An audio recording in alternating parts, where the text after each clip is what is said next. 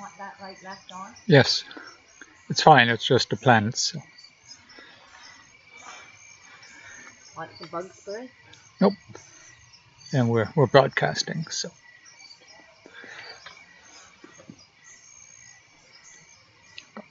Just got the wide angle here. Oh, we're up to 2.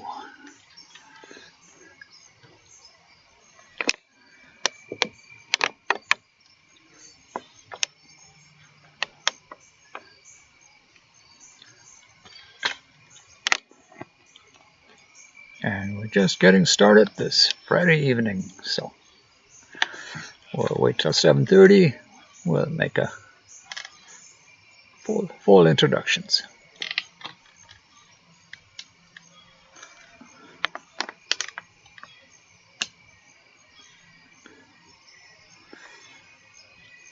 Never know how to adjust that line there, but it works. So. Yeah, I'm not going to do that now. So. Gives me the message almost every time, and then I.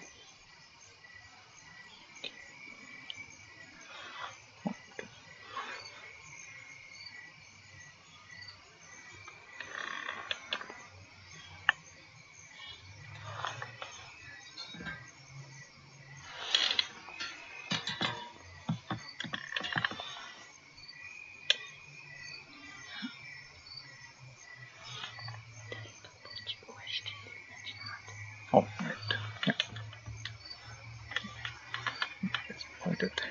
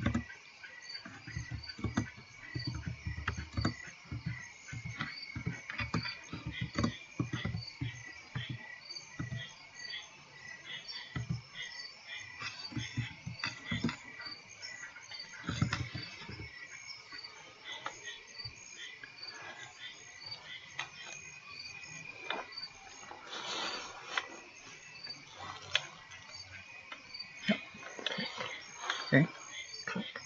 Oh, what? What do you have to click? There. Go. Okay.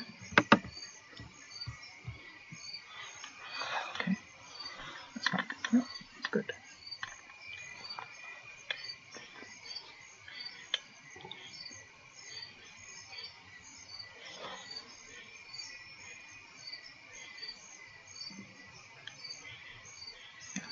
Jupiter already looks really good. I can see it in their eyes. Yeah.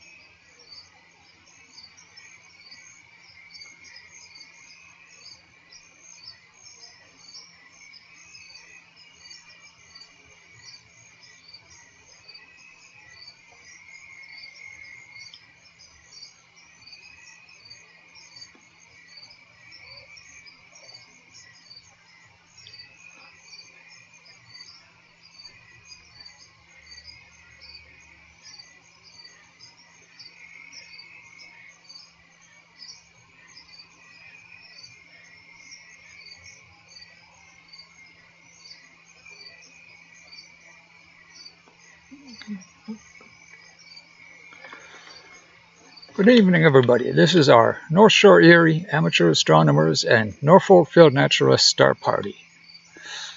So I'm just showing you right now, just with a wide-angle camera, the view of my backyard. This is Bernd Mueller speaking here. So I'll start showing you the telescope that we'll be using tonight. We'll get a little more exposure. You can see it here.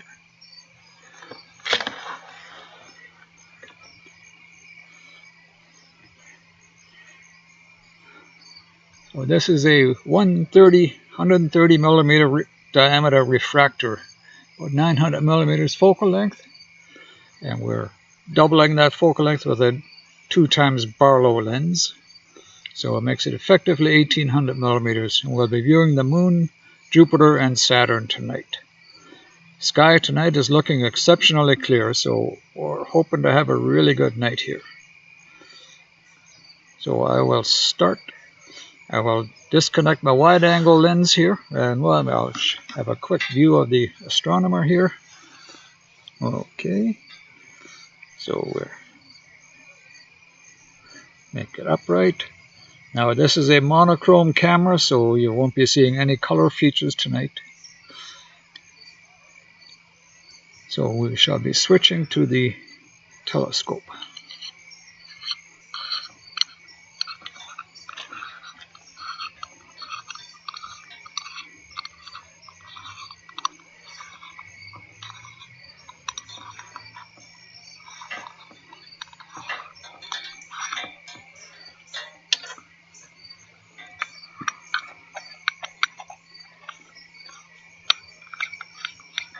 Just give us a couple of minutes here.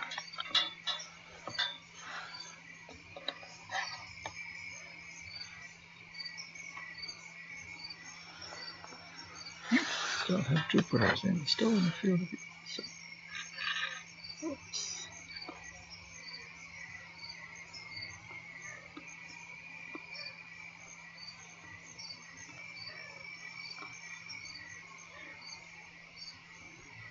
There's the gun out of focus on me. Let's have a look. Now we're going to try to focus it a little bit better.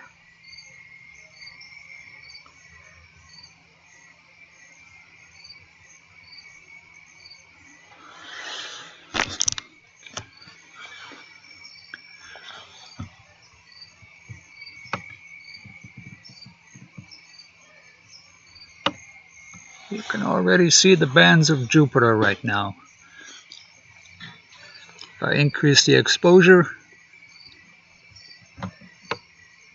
you'll be able to see the moons. All 4 moons are on the one side of the planet tonight.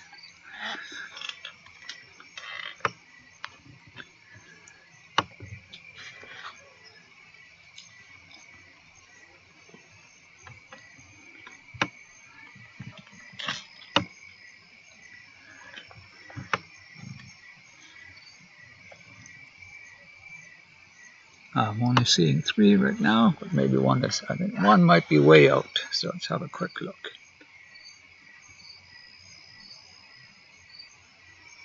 I think there it is there, way on the end. What moons are those, Sandy? You tell them. Okay.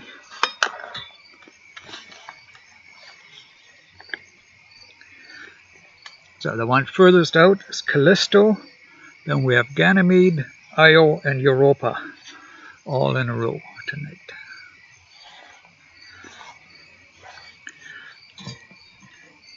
The seeing is very good, so right now I'm going to switch over to the moon. So I'm going to reduce my exposure while I do this. We'll go back to Jupiter. It's not quite dark yet, so.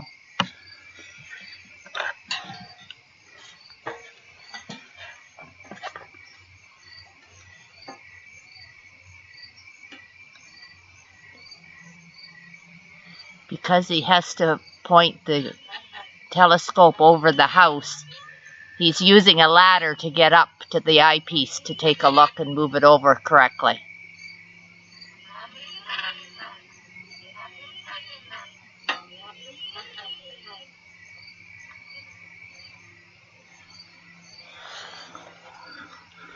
There we have a corner. Since I have a lot of power on here tonight, we're not going to see the whole moon at the same time. Whoops, I'm going to turn the speed down. But the seeing is very, very good. I've not seen seeing this good in about a month, so I think we've picked a really good night to have this party. Now, if you want to see a few more details here, I can do a digital zoom. Now what you're seeing there's a little bit of atmospheric shimmering. I'm going to just try to jiggle a bit here while I try to. There, it looks a little bit better.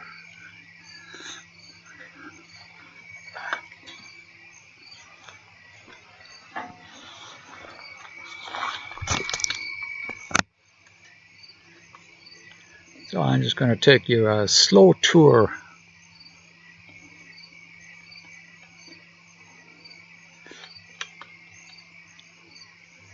Now, if you were at a actual star party looking in the eyepiece, you would see this, and you would see it even better than this. Looking through an eyepiece is absolutely incredible when you're looking at the moon like this, and you have a really good night like tonight.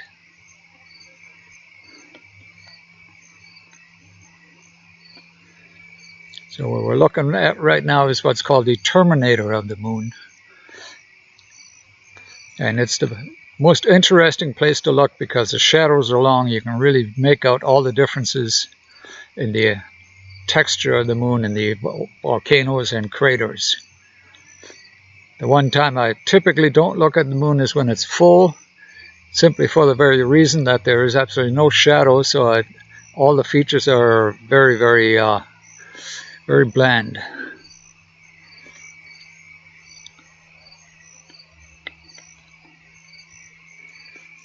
Notice there in the center of the view, just catching some very high spots on the dark side of the moon. The sun is just barely skimming over it.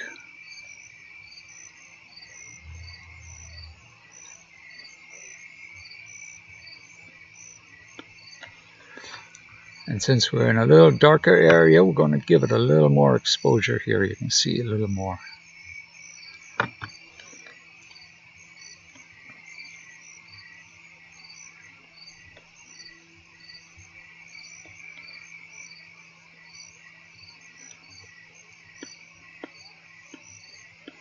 Just stunning when you look at the rocks on this, the mountains on this area.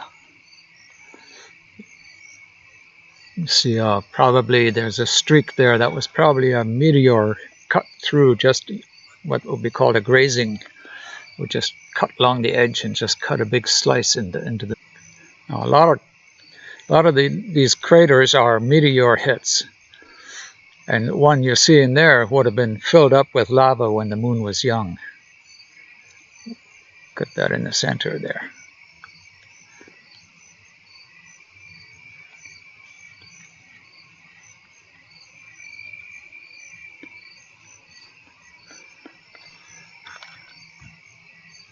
Now we're going into a little brighter part of the moon, so I'm going to cut the exposure.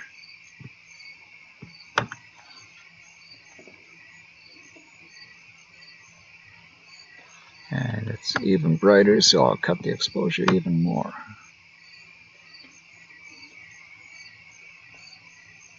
Oops, gotta know which buttons to push.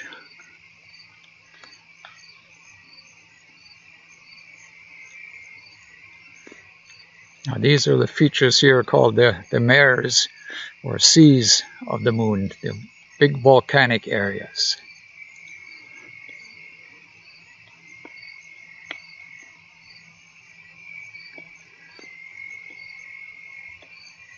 Not mistaken, that what we're looking at now is, I think, is the Mare de Tranquility, or the Sea of Tranquility, where the Apollo 11 landed. It's a very flat, basic area, and they chose that area specifically because they didn't have good enough maps of all the other areas. So they wanted an area that didn't have a lot of craters so they could set down safely. Now, a lot of people ask me if I can see remnants of the moon landings, and the answer is absolutely not.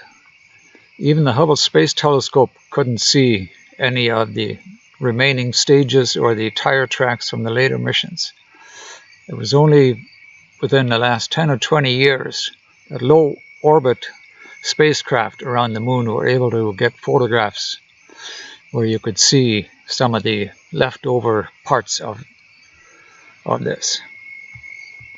And for the field naturalists that may have joined us, I'm just going to let you know that there was a fox just walked in front of us about 10 feet away.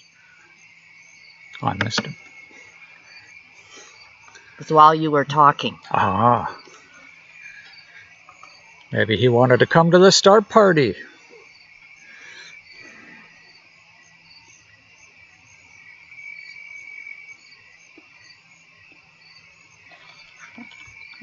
Quick look here. I'm going to change this.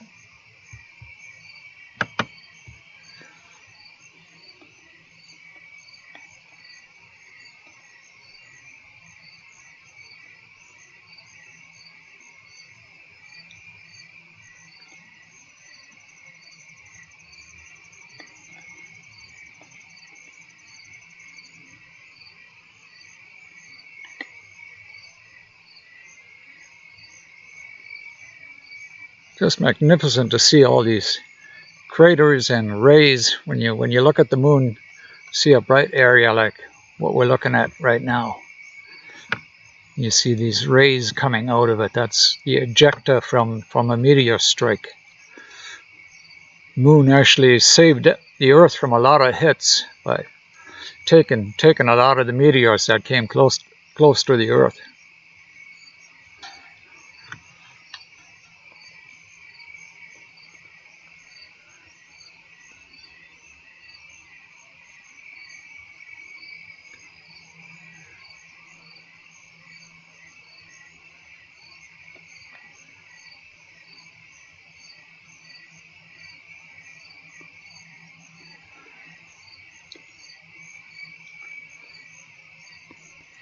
I've been doing this astronomy thing for a long time. I'm talking maybe 5 decades. And I don't get tired of looking at the moon on a nice night with a nice scope. You can just sit with an eyepiece, grab yourself a stool or something, and you just take a tour around and crank up the power as high as you can go.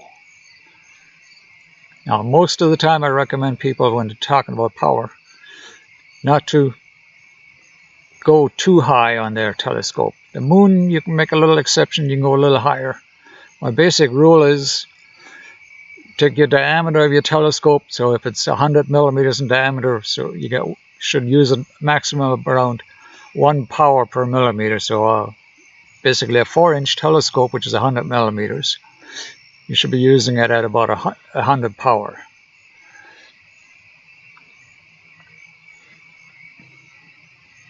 Like I said, though, the moon, you can go a little more than that. So I think we're going to go. I think it's dark. Well, I can see Saturn up there. Why don't we go do Saturn? You can also see.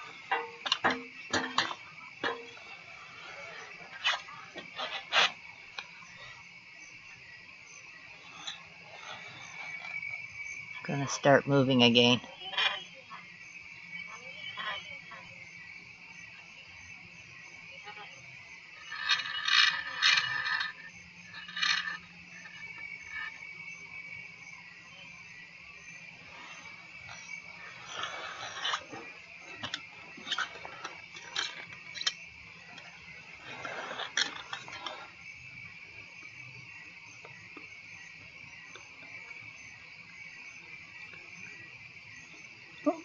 Okay, let's get Saturn in there. Okay, that's just got to be behind here. There we go. So this is Saturn, looking quite nice tonight. So we're going to get a little more exposure. Now we have another way to give it more exposure. It's called gain. It's a electronic function. I'm going to click up the gain here to see the moons. See more noise in the background when I crank up the gain. So we've got Titan. You can see Titan there. And I think that's Rhea over here. Those are like the two of the brightest moons of Saturn. How many moons is there on Saturn, Sandy? There are 62 moons on Saturn. Around Saturn. Yeah. See if we can see a little more. Crank it down a bit. So I'm going to do a little bigger zoom in. I'm going to get pixelated if I zoom in too much. But I have to say though that in person this is probably the most spectacular thing you can look at in the sky. People are totally blown away when they look through the eyepiece at a nice sharp view of Saturn. What you barely make out tonight is there's a gap in here, and easily visible with an eyepiece. And it's just an absolute beautiful sight, just the sharpness and the crispness.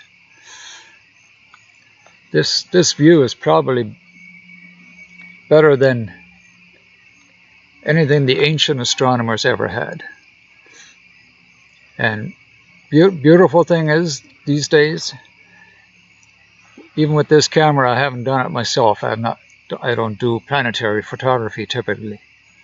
But you could take pictures now, and what I would do if I was going to take pictures of Saturn, I would record a whole series of Saturn, take like 1,000 pictures, and then I have a computer program pick out the best 100, and then they would stack them together and you get a really high resolution picture. And amateurs today are taking much better pictures of the planets than 40 years ago the best telescopes in the world were able to do with either early digital stuff or film photography. So technology has come up incredibly. It's just amazing what you can do. I'm going to try to tweak the focus on this a little bit. Not convinced that it's going to jiggle a bit. So.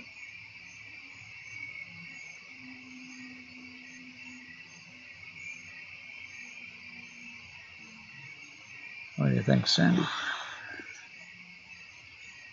think that's pretty good. Mm-hmm.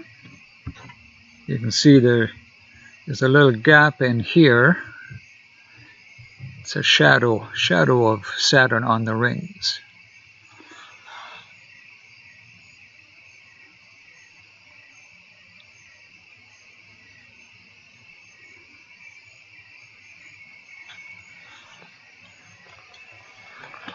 Can't see a thing.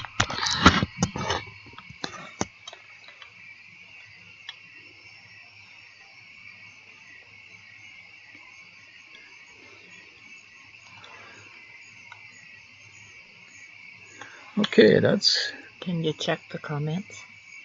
Oh, yes, I can. Let's have a look at questions.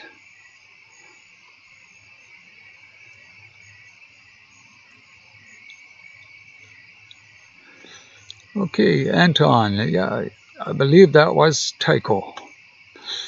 Asked the question if that's Tycho with all the rays. Then we have somebody by the name of Deep Space Viking. Right now, because of all the COVID rules and concerns and everything, we're not having physical meetings. But we do have, if you look on our web page, which is North Shore Erie Amateur Astronomers, we try to have a meeting once a month, a Zoom meeting. So if you email somebody on that list, I'm sure somebody can let you know when it's coming up and send you an invite to a Zoom meeting. And we'll hope to start up again, but it's hard to say what social distancing rules will have coming. We're maybe coming up in January, February, but The space we go to is very small, so there may not be very many people allowed in the room at this point.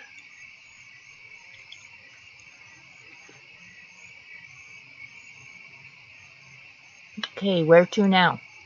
Okay, let's go back over to Jupiter. I think it's getting dark now and it should be looking good.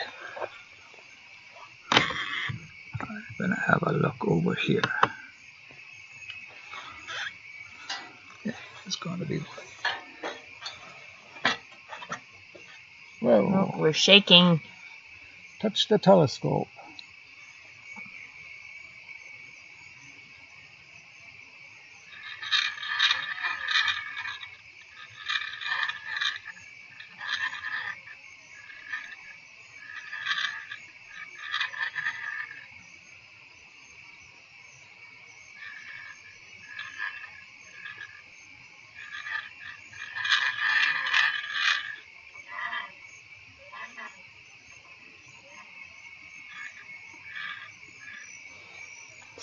Up in the upper left. Oops. Oh, speed is too high.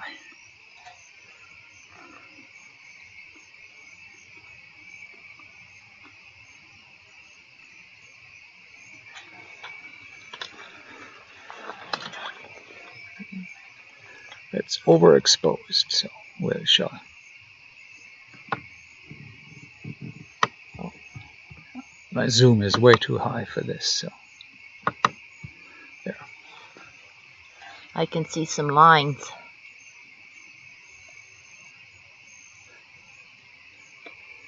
Yeah, the bands of Jupiter are looking really good right now. So if you look closely at your monitor, you can really see the bands across there. Very, very sharp tonight. If I had an eyepiece on it, it would look absolutely spectacular. This looks pretty good. So see if I can make it look any better by decreasing the exposure a little bit here.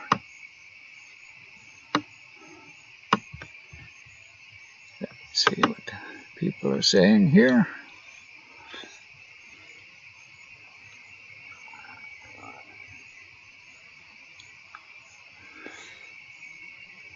Okay, well, we have quite a number of members over in Waterford, so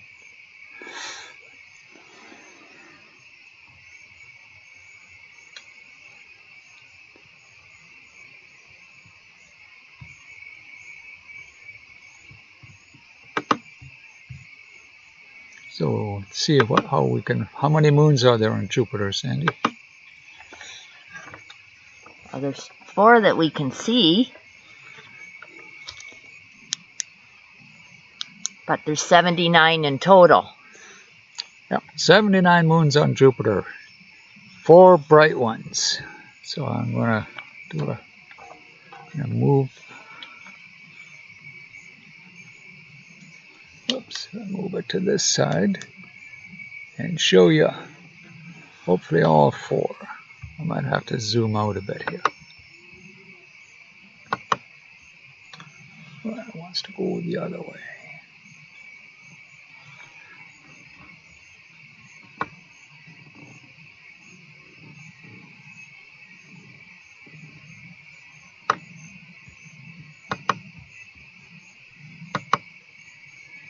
Not quite picking up that last one.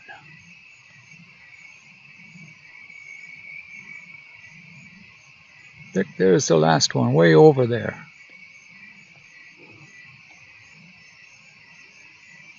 So you see we have to because the moons are quite a bit dimmer, you have to way overexpose. And in all the years, again, that I've done astronomy like this, I've never seen a 5th moon of Jupiter. I think there is one that has potential, but it's called Amalthea. And someday I shall have a look, see if I can spot it.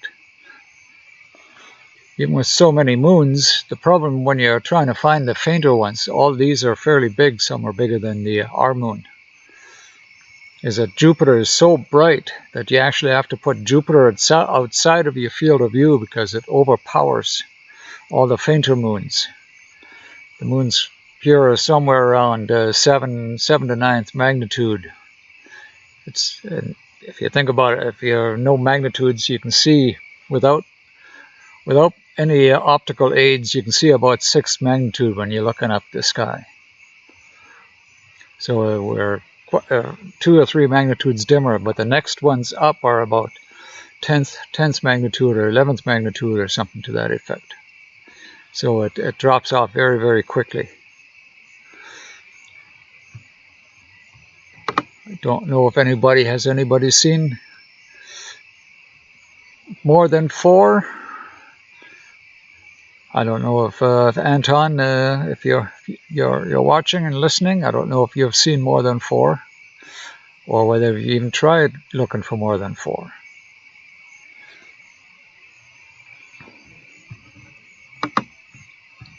So let's zoom in on that just a little bit.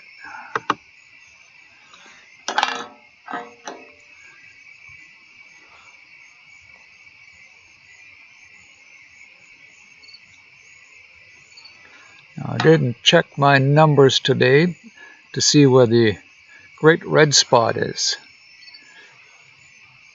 It might be up in here. Well, we just saw a cloud going through.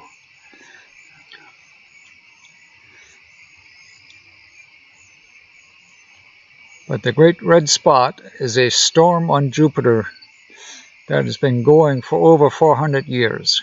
It's in one of the belt areas. Galileo, when he first put his telescope to the sky, saw the great red spot. And since Jupiter rotates every 10 hours, you have to kind of check your schedule to see whether it's up or not, because you'll see a new face every 5 hours. So, and it's been persisting, like I said, for 400 years. And I saw a post recently that there's actually a new, what's called a kind of a white storm, a new storm on the opposite, on one of the belts above the great red spot. That's supposed to be quite spectacular too. Kind of more of a drawn out kind of an affair, but it looks really interesting. If you're interested in seeing a simulation of the sky, planets and the moon and things like this, there's a very, very good program called Stellarium.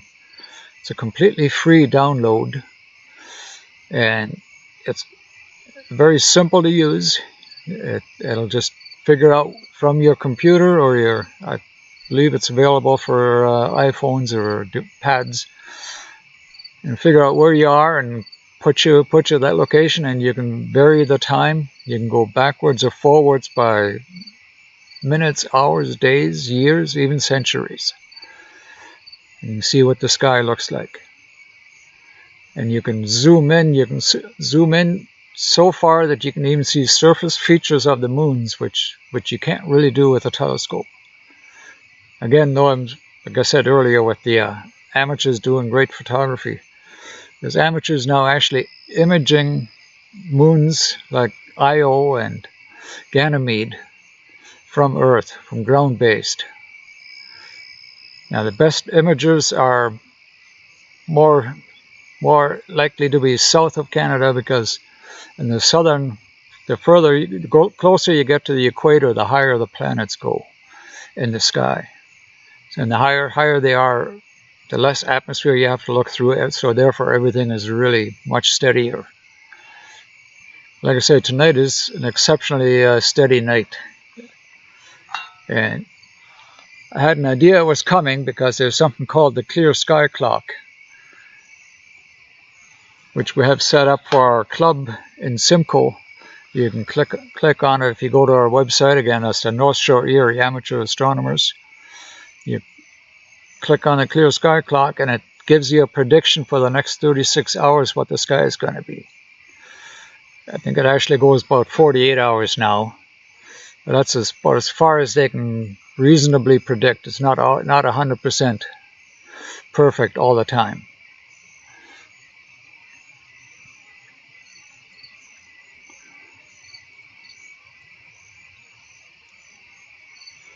And tonight it was showing, and it shows you that there's a whole bunch of factors that go into how good a sky is. Just a clear sky alone isn't necessarily a perfect sky. If you don't have good transparency, you can have a clear sky that has poor transparency, so there's just a lot of moisture scattered throughout it. When you're standing out and watching the sky sometimes and you see the stars twinkling, there's a lot of what's called scintillation. And this happens because stars are so far away that their size is considered to be almost infinitely small. Like, it's a concept that's hard to imagine, but it's when you get something that is that small in angular diameter, the atmosphere does funny things to it. So if the atmosphere is unsteady, it'll twinkle the star.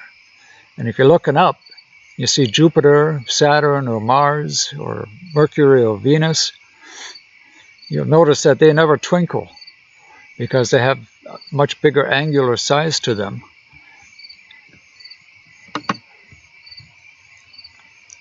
That the angular size that isn't affected by the that doesn't affect the scintillation. So I see Anton's indicated he hasn't seen more than 4, so I guess maybe that's an objective for us, Anton. Get our telescopes out there, and again, using this Stellarium software, we have no excuse for not knowing exactly where to look for it. I would show you a demonstration of it. Unfortunately, with the program I'm using, it doesn't like to load up Stellarium on my computer here, so I can't show you a simulation of that.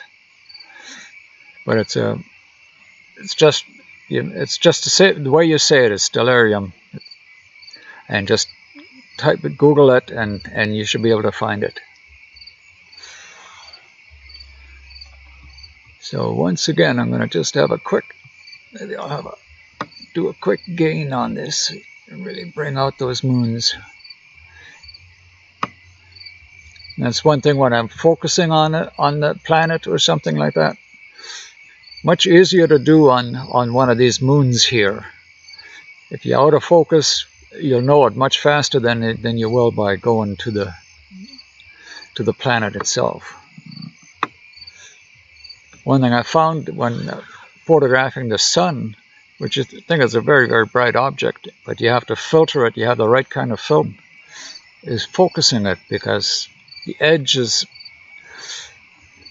difficult to really get a clear definition of the edge. And sometimes when there aren't a lot of sunspots, it's really tricky to get a really good sharp focus on the sun.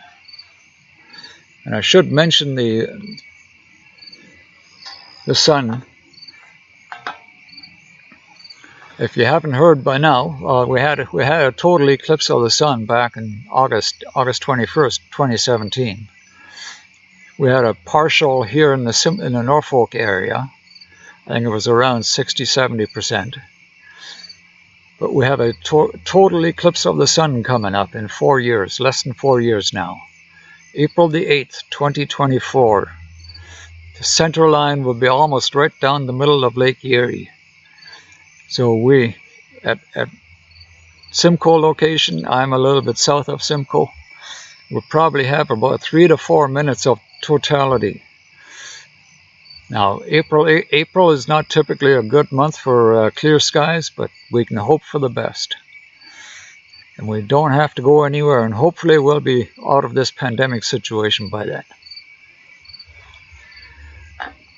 Okay, I'm gonna do a little run back to the moon here. Oh, get that a little bit bigger. I think I can go bigger than that. 125 there, that's good. Let's check comments. Okay, yeah. See if there's any questions there, Sandy. I think we're good.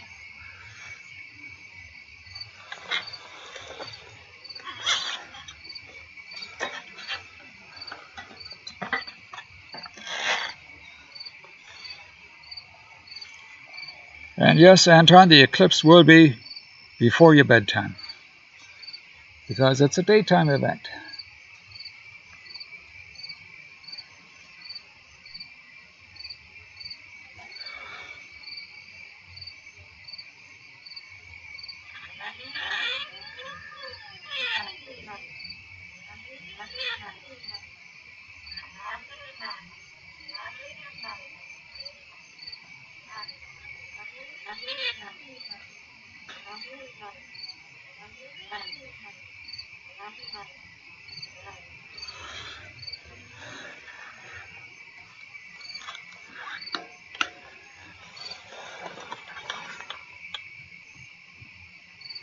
Seem to be a few seconds behind.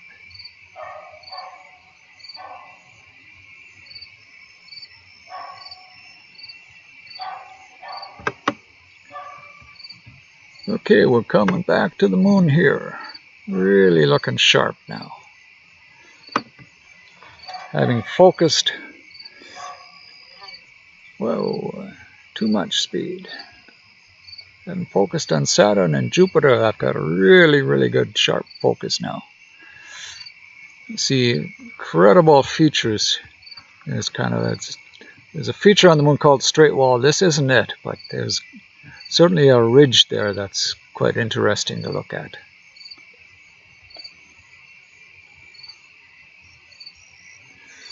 Let's go down to the bottom here.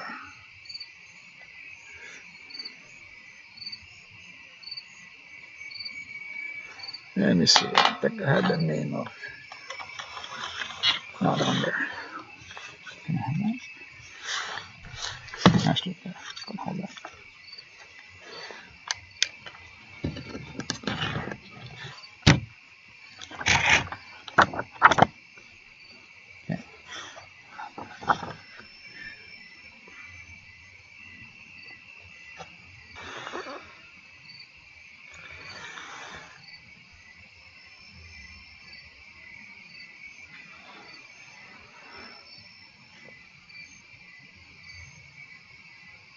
Okay, I think I was mistaken earlier. I think one of these is actually Tycho in here. You can't see the rays right now.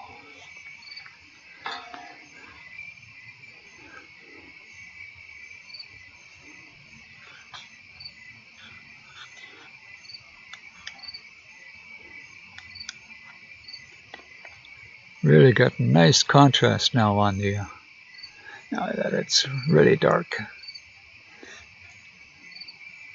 think people ask me, can I look at stuff in the daytime? Absolutely. I can look at the moon all day long to find, but you can look at it in the daytime. And Saturn is close to visible, a little harder, and Venus is easily visible. Now, to get a better view on it, you want to put like an orange filter or a red filter on to darken the sky. But it certainly can be done.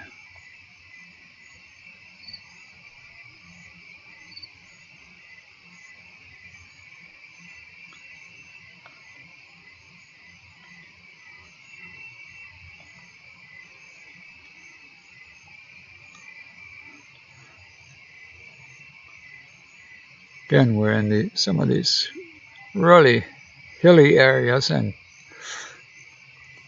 another neat thing, now if you belong to the Royal Astronomical Society of Canada, every year, part of your membership, you get what's called the Observer's Handbook. Now it's a book just filled with tons of interesting information. Some of it applies to every year. A lot of it applies to the particular year that it was published for. Like there's a 2021 we're reading right now, and the 2021 will be coming out shortly. Now in that book, you look at it, you'll see something called a grazing occultation list. And it'll have a map. And what it does is it shows you a star that slides by the edge of the moon. But you have to be in a particular spot. So sometimes it's a line on Earth, and because it's the Royal Astronomical Society of Canada. It's specifically made for Canada. It's maybe only a few kilometers wide. And what you see is a bright star sliding across behind the moon, but just on the edge. And you can see it if you're right on this dead line of it.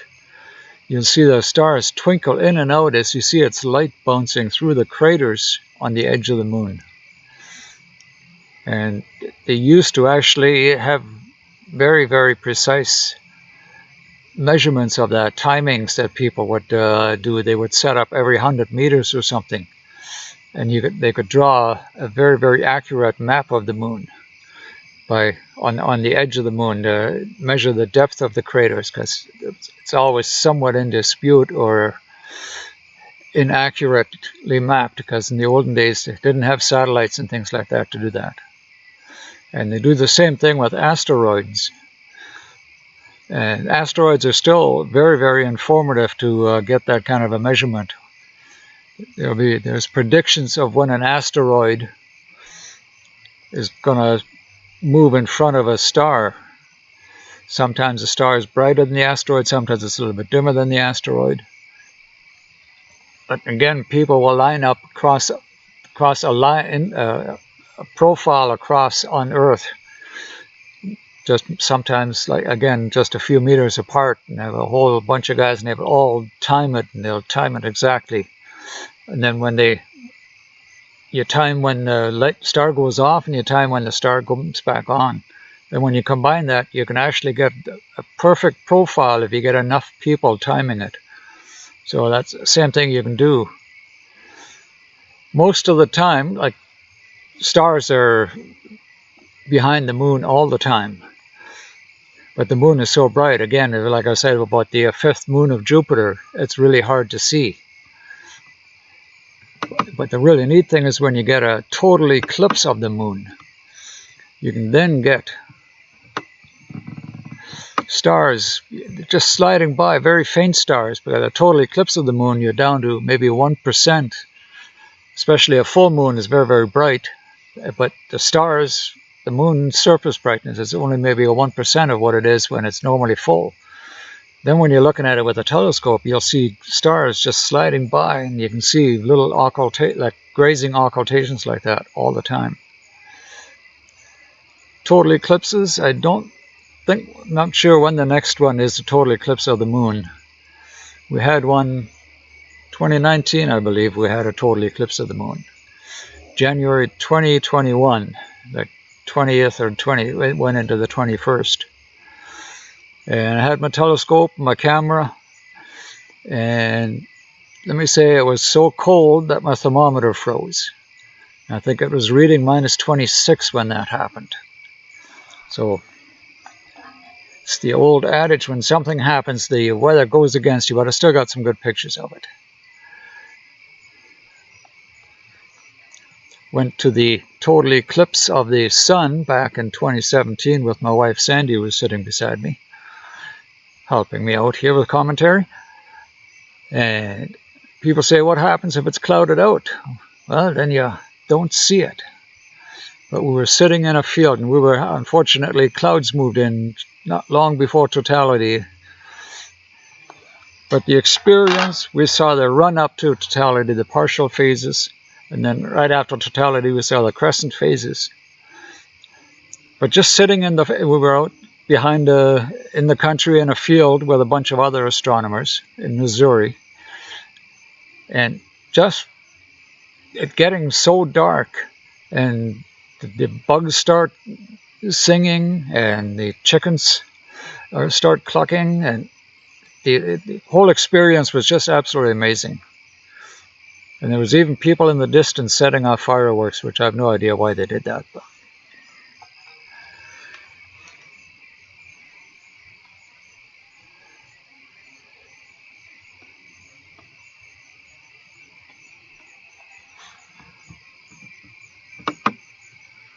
let me see. Okay.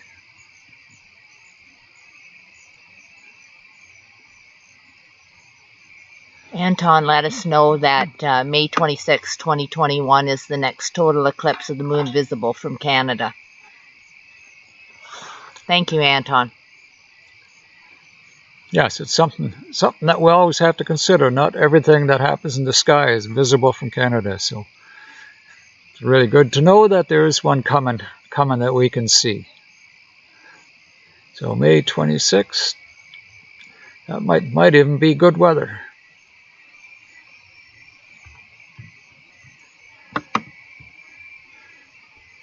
Okay, well, I'm going to ask the question, who wants to see Saturn or Jupiter again? Anybody have a preference out there? Give me a chat and or I want to see more close-ups of the moon. Beautiful calm night out here tonight. The moon is shining brightly. I don't know if any of you have gone outside in the last week or two. I had the telescope set up. I have what's called an astro tent. So I put my telescope right inside a tent. And I set it up and wait for it to get dark. I open up the tent. 2/3 of it opens up, so at the end of the night when I'm done. Okay, Anton's going for more close-ups of the moon. But I go out at nighttime and the sky stars have almost disappeared, even though it's clear out. We've been having a lot of smoke coming over. When I want to do faint objects, smoke is not a good thing. So I only got a few nights in a little over a week. Fortunate thing was, for tonight it wouldn't have mattered too much because smoke actually almost stabilizes the sky for looking at the planets and the moon, so it wouldn't have killed it, but certainly for deep sky objects it's not the greatest. No, just a bug fly through, probably a bat.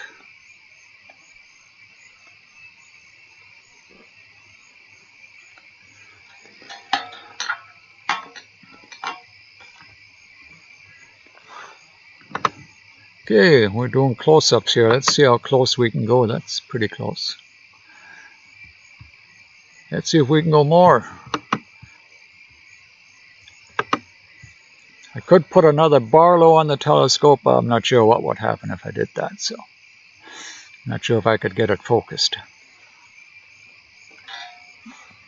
So we'll go digitally now. Just picking up my remote here is making the telescope move because we're so close, but look at the detail you can see. All that shimmering you see is just atmospheric distortion. And it's not just in the camera, actually you will see that when you're looking at it through the eyepiece. But when you get just a kind of a look between the shimmers, everything is just crystal sharp. Now, some people say you don't need a big telescope to see the moon, you need a good quality. But I've found actually with a large diameter telescope, a 12 or even a 16-inch, you have to sometimes even put a neutral density filter on or something because it's very, very bright. But it shows features even at the same power of a smaller scope. But it shows features that you wouldn't see, like gradations of the moon, subtle things like that. And it's, if you're a good artist, good with a pencil, sketching the moon's crater is absolutely amazing. You can really get some fantastic sketches of the moon. In fact, there was a couple of ladies from Simcoe. At one time, the largest telescope in Canada was actually located in the Simcoe area. A little tidbit of history. There's a fellow in the Simcoe area, I think he had a 12-inch telescope in about 1880 or so. It was the biggest telescope in Canada. And at one time there was an exhibit at the Everbrook Donnelly Museum. Now, I don't know if they still have copies of it, but he had a few local ladies who would sit at the telescope and sketch, and there were sketches from over 100 years ago.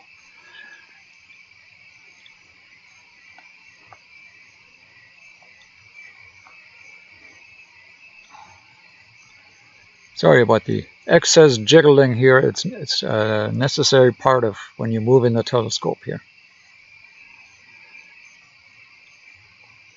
Just love the views of this.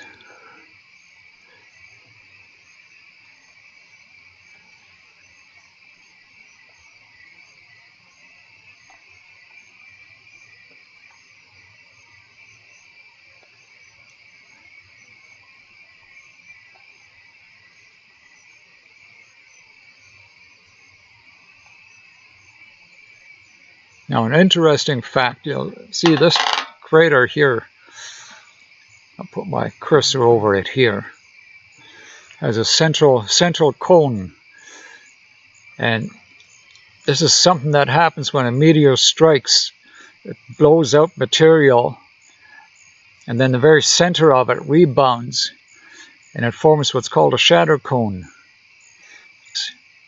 And Sandy and I had the opportunity 7 years ago when we went up to the annual general meeting of the Royal Astronomical Society in Thunder Bay. There's a place called the Slate Islands in Lake Superior. They're about 5 kilometers offshore. And we took a zodiac tour around them. And right in the middle of it, there's the largest visible shatter cone on the Earth. It's not a highly publicized kind of an object, but it's definitely there. And it was really neat to see. And lots of other, you can see like rocks that have had shock waves through them because of the impact of the meteorite many millions, maybe a billion years ago. It's also surrounded somewhat by lava because after the meteor hit, there was actually still lava activity going on. And we got to see caribou on the island, so that was a real bonus.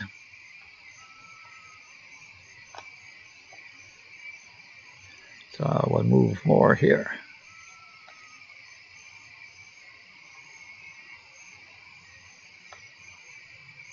Oops. Gotta remember what buttons to push here. Okay, let me see if there's any more questions here.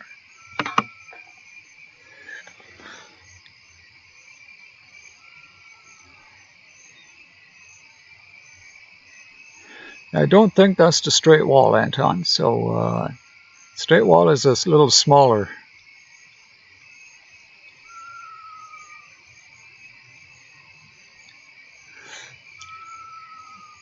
The owl's getting closer. Yep. Not sure if people can hear that in the background, but we're out here communing with nature.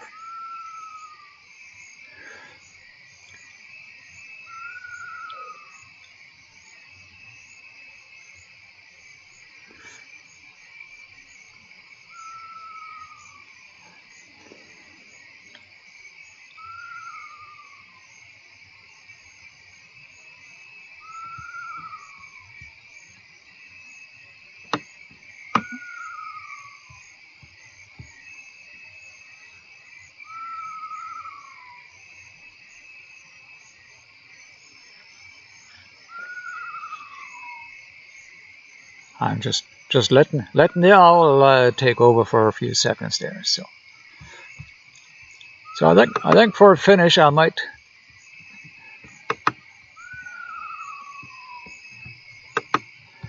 go back and do one last look at really my favorite subject, and that would be, of course, Saturn. So, and it's fairly dim, so I have to increase that. Go up on the telescope.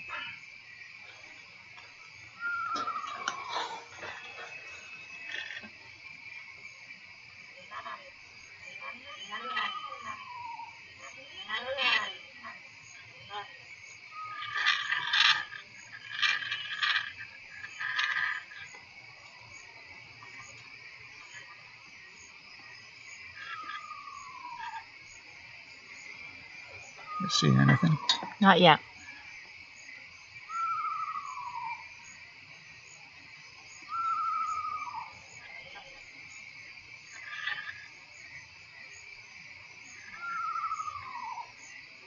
There. Danced out. It was in, but it danced out. Okay.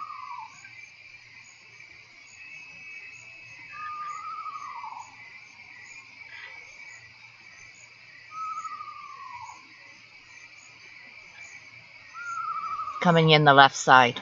Okay, almost I can see it.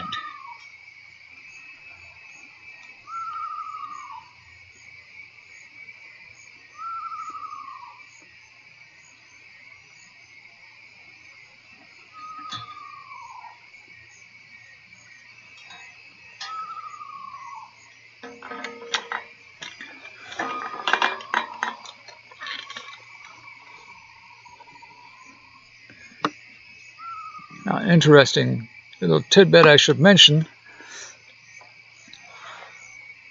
Right now, if you look at the sky, Jupiter and Saturn aren't very far apart.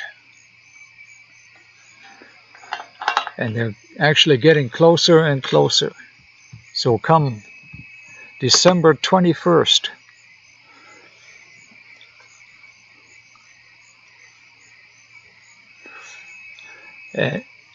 Jupiter and Saturn are going to be 0.1 degree apart, so they're going to be like right next to each other, like in a telescope eyepiece view or doing an image like this. It'll be a fantastic sight. So I'm just going to go and make this a little bit bigger. Yes, that was our pet screech owl, by the way, Len. So,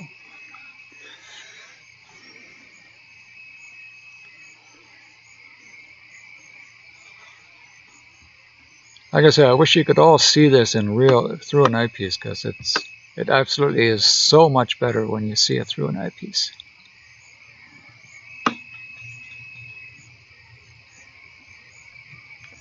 In another year, hopefully. Ah, now there's a very long exposure showing a whole bunch of moons of Saturn. Now we're almost point where we're not getting really video, we're getting more stills, because like each exposure is over, it's about 3.5 second exposure to get all those moons. That's awesome. So I think that one, that's Titan, and I think that's Rhea, and then these are other ones that I didn't record what they were. There's some dots back here, and those are probably background stars. Probably do a little better. Go more. Yeah. Now it's just called pushing the gain on the camera, so this is adding more electron time.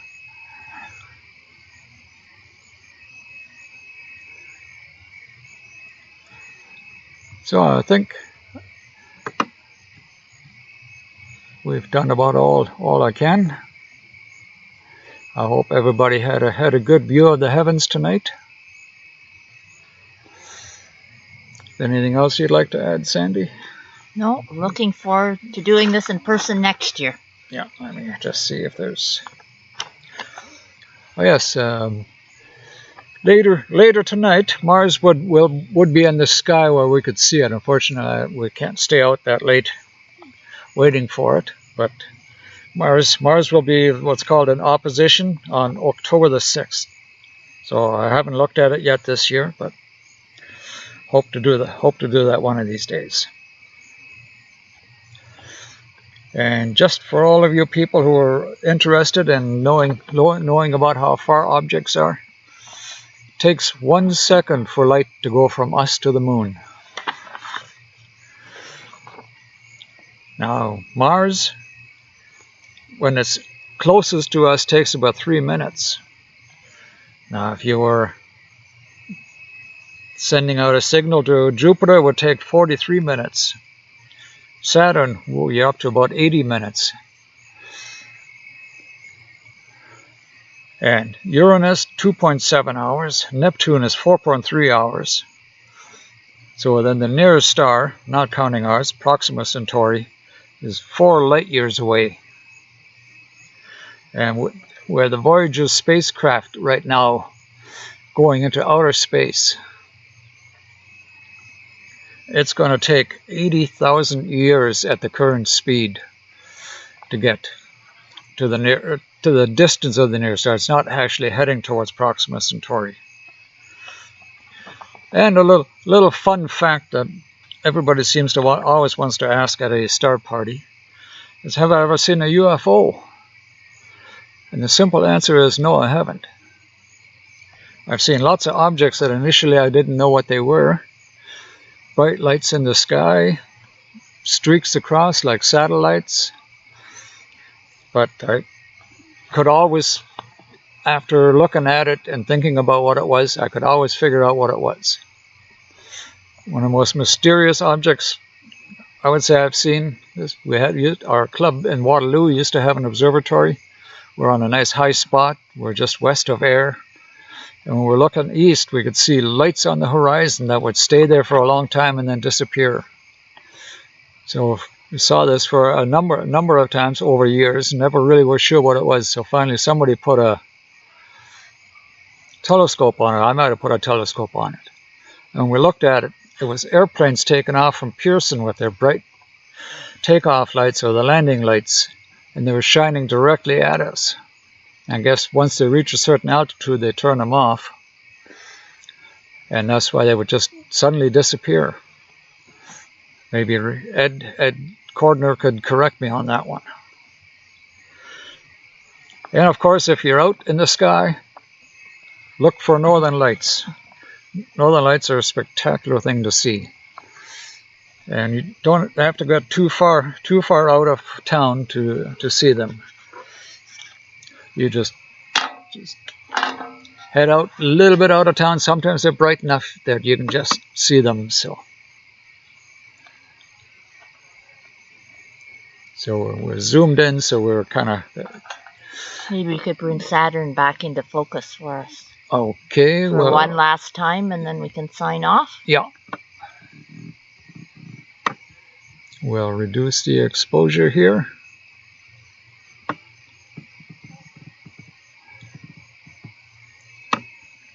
So just back to Northern Lights for a second. I've seen Northern Lights that have been so bright you could almost read by them. So you just have to spend time outdoors and wait for them.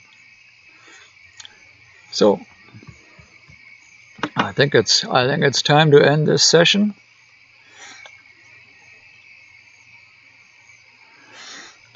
So glad everybody could join us tonight here. And hopefully the next one, next May sometime. We haven't set a date for it yet, but we can do that one in person. Or at least if we can gather, I've got ideas for making it safe if we can at least have larger groups gathering outdoors. So I think I will end that now. It's 8:30 tonight, so I will bid everybody farewell. So good night to everybody, and we'll talk to you later.